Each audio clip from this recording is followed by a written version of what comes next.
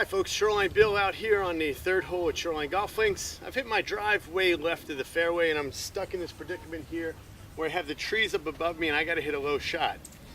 So my tip of the month is to show you how I'm going to accomplish that. Now, number one, if you don't feel confident in this shot, you have a very easy alternative, and that's just to chip your ball into the middle of the fairway out there. Me, I want to be a little more aggressive. I'm trying to make a birdie on this hole. I still think I can do it despite the fact that I had this shot coming up ahead of me here. So what do I have to do with this shot to get it underneath this trees up onto the green? Let's talk about it.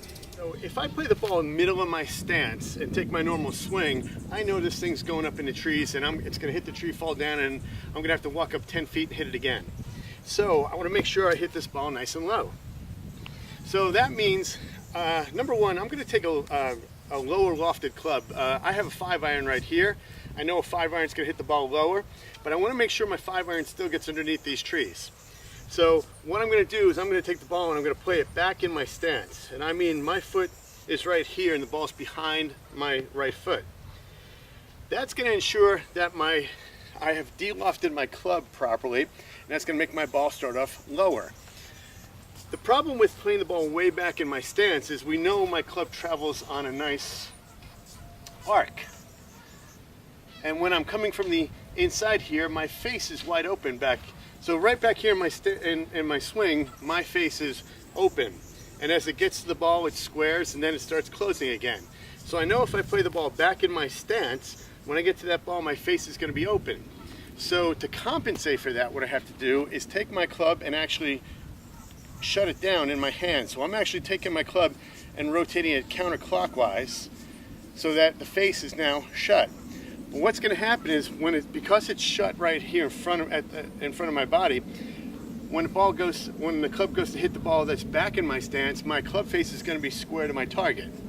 So I'm moving my body all the way in front of the ball. I'm shutting down my club face, and I'm rotating the club in my hands counterclockwise to assure that my face at impact is going to be square to my target. Okay, I'm also choking down on my club. I want to keep good control of this club, and by choking down, I'm going to have better control of the club. Now, if I make a full swing, come all the way back here, come all the way through, that's going to help my ball get up in the air, which is not what I want to do. So I am going to limit my backswing here, and more importantly, limit my follow through. So that's what we're going to try and do. Let's take a look and see how I do. Okay, so the ball's back in my stance. I have turned my club counterclockwise in my hands. I've choked down. Ball's back in my stance. I know I want to abbreviate my follow through. I'm going to make sure I keep my weight forward, and I don't need a big swing here. I'm going for a nice little punch shot.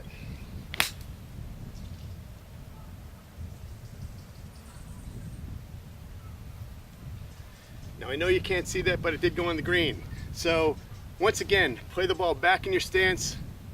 Turn your club counterclockwise remember, when it's back in my stance, the face is going to be open, so I need to turn my face down a little bit. Choke down, play back in my stance, a nice abbreviated follow through, and that should help you get out from underneath the trees. Once again, ShorelineBill, thanks for listening. Have a great month of golf, folks.